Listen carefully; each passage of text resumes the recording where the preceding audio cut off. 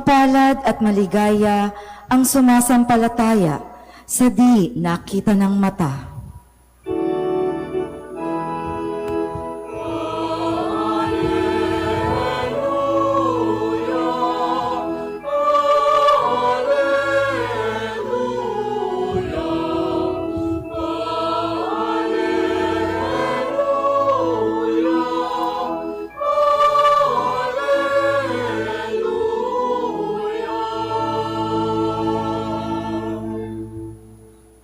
Sumainyo ang Panginoon. At sumayo rin. Ang mabuting balita ng Panginoon ayon kay San Juan. Papuri sa iyo, Panginoon.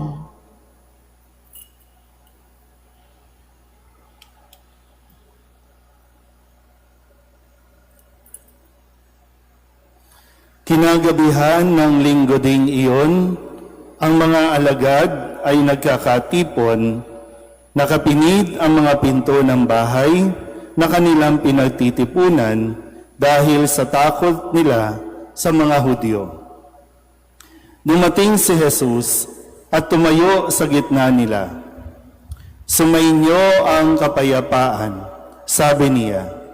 Pagkasabi nito, ipinakita niya ang kanyang mga kamay at ang kanyang tagiliran. Tuwang-tuwa ang mga alagad nang makita ang Panginoon. Sinabi naman ni Jesus, sumainyo ang kapayapaan. Kung paanong sinugo ako ng Ama, gayon din naman sinusugo ko kayo. Pagkatapos sila'y hiningahan niya at sinabi, tanggapin ninyo ang Espiritu Santo. Ang patawarin ninyo sa kanilang mga kasalanan ay pinatawad na nga. Ang hindi ninyo patawarin ay hindi nga pinatawad. Ngunit si Tomas na tinaguri ang kambal, isa sa 12, ay wala roon nang dumating si Jesus. Kaya't sinabi sa kanya ng ibang alagad, nakita namin ang Panginoon. Sumagot si Tomas, hindi ako maniniwala hanggat di ko nakikita ang butas ng mga pako sa kanyang mga kamay at naisusot dito ang aking daliri at hanggat hindi ko na ipapasok ang aking kamay sa kanyang tagiliran. Makalipas ang 8 araw, muling nagkatipon sa loob ng bahay ang mga alagad. Kasama nila si Tomas. Nakapinid ang mga pinto, ngunit pumasok si Jesus at tumayo sa gitna nila. Sinabi niya, sumainyo ang kapayapaan. Saka sinabi kay Tomas, tingnan mo ang aking mga kamay at ilapit dito ang iyong daliri. Ipasok mo ang iyong kamay sa aking tagiliran. Huwag ka nang mag-alinlangan. Maniwala ka na. Sumagot si Tomas, Panginoon ko at Diyos ko. Sinabi sa kanya ni Jesus, naniniwala ka na ba sapagkat nakita mo ako? Mapapalad ang mga naniniwala kahit hindi nila ako nakita. Marami pang kababalaghang ginawa sa Jesus na nasaksihan ng mga alagad, ngunit hindi natatala sa aklat na ito. Ang mga natala rito'y sinulat upang sumampalataya kayong si Jesus ang Mesiyas, ang anak ng Diyos. At sa gayoy, magkaroon ng buhay sa pamamagitan niya. Ang mabuting balita ng Panginoon. Pinupuri ka namin, Panginoong Hesukristo.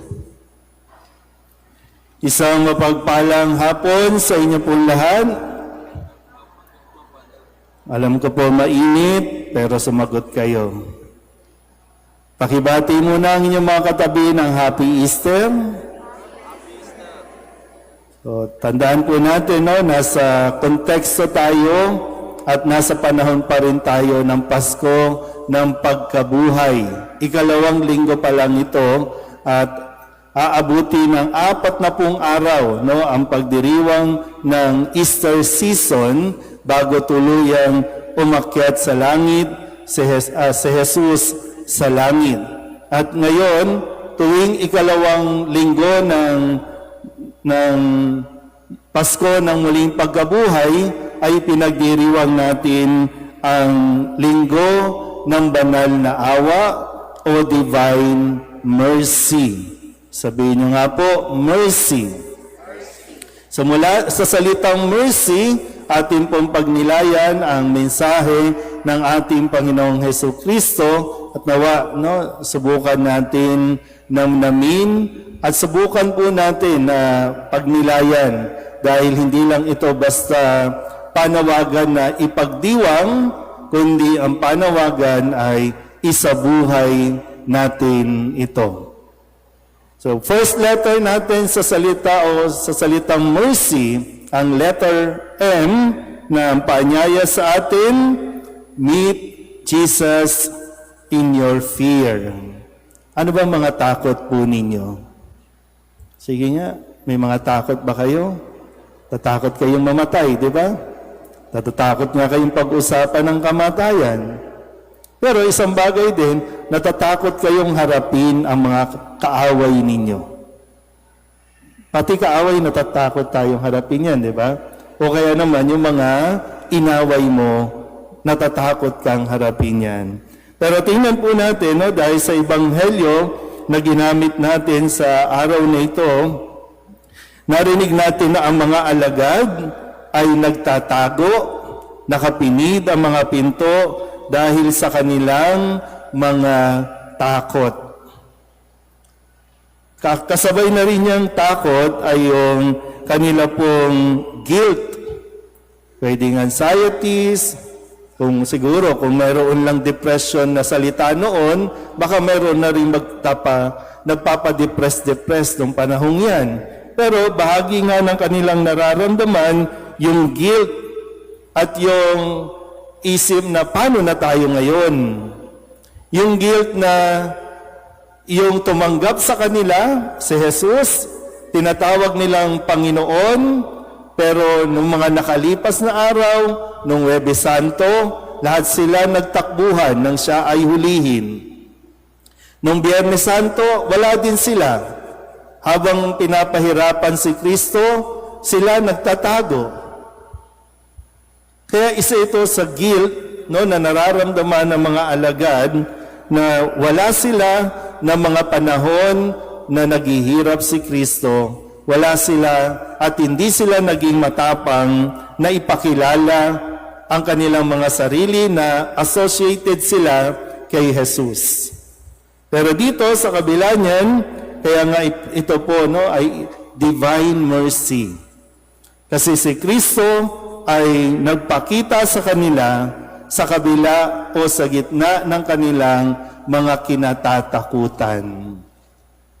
Hindi ko alam kung naranasan nyo na ba na kayo po ay iwanan sa ere? Naranasan nyo na ba na kayo, yung feeling ninyo, niloko kayo? Pinabayaan kayo? At kung sakali na ganyan nga, naranasan ni Jesus, pero ipinakita ni Jesus na kung ano ang dapat gawin. Sabihin nyo nga sa katabi ninyo, huwag kang matakot. Kailangan lang talagang mas maging matapang tayo sa salita at konteksto ng pagpapaliwanag sa atin ni Kristo. Hindi kasi tunay na katapangan yung tao na dinadaan sa bisyo, dinadaan sa galit, dinadaan sa pagbulyaw. Minsan naman, ang tatapang natin mag-post sa social media, mura dito, mura doon, pero pagkaharap na, wala na, tameme na. Pero dito, isang katapangan din, yung harapin ni Jesus ang mga alagad na ito na natatakot. Next letter natin sa salitang mercy ay E. At ang panawagan sa atin, let us experience His peace. Ilang beses bumati si Jesus sa kanyang mga alagad ng kapayapaan? 3. Sabihin niyo nga po, kapayapaan. Hindi lang ito basta bati o greeting. Ito ay isang paghilom. Healing. Yung pag sinabi niyang, peace be with you. Sumainyo ang kapayapaan na sinasabing, bati na tayo. Okay na tayo. Isang araw, haharapin natin yan.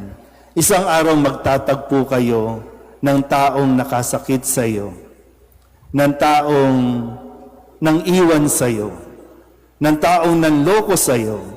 O pwede nga isang araw maghaharap kayo ng dati mong asawa o ng ex mo.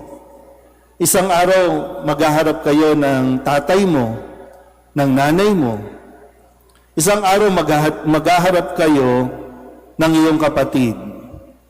Pero pag dumating ba ang panahon na yan, masasabi ba nating, peace be with you? O ang sasabihin natin, walang ya kayo?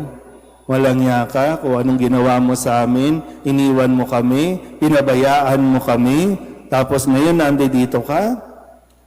Kaya paghandaan natin yung oras at araw na pagkikita at sana nga ang masabi rin natin, peace be with you.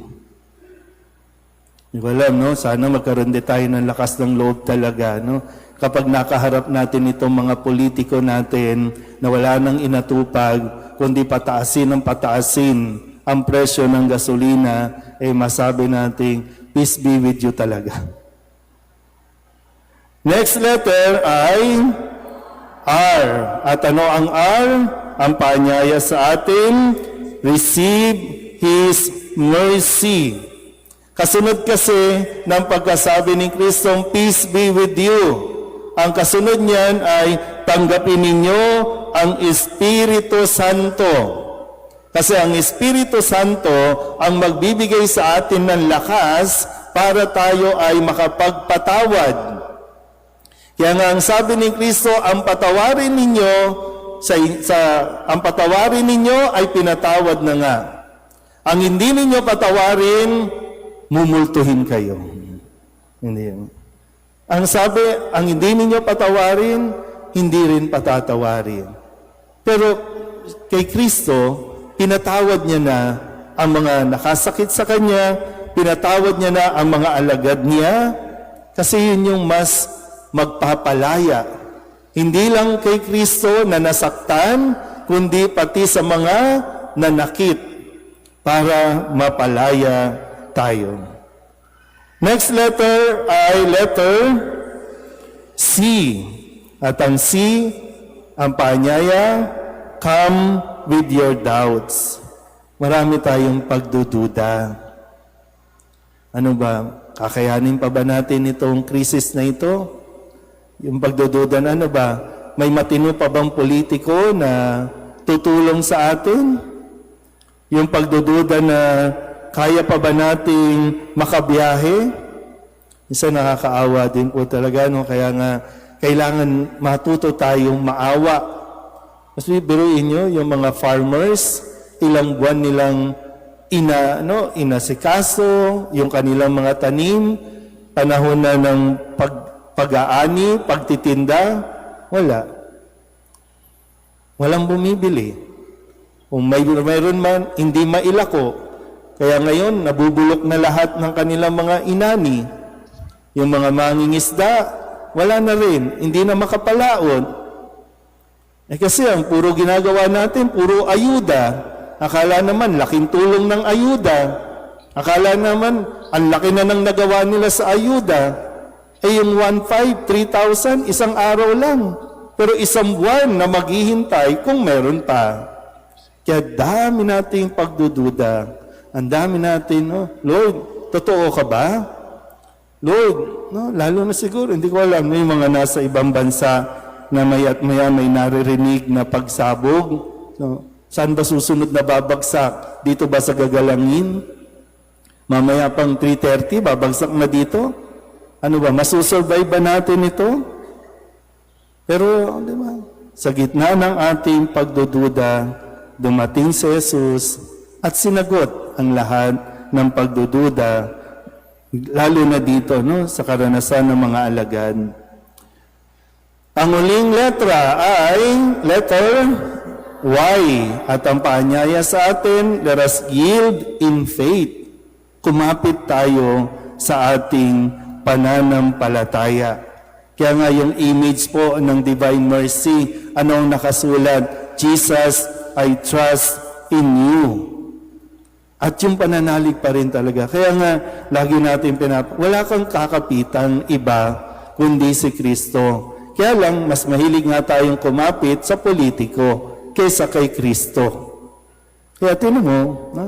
Pero ganun pa man, at the end of the day, si Kristo pa rin ang tutulong sa atin, si Kristo pa rin ang mag-aahon sa atin. Ganyan ang mabathalang awa, ganyan ang divine mercy na ibinibigay sa atin. Amen?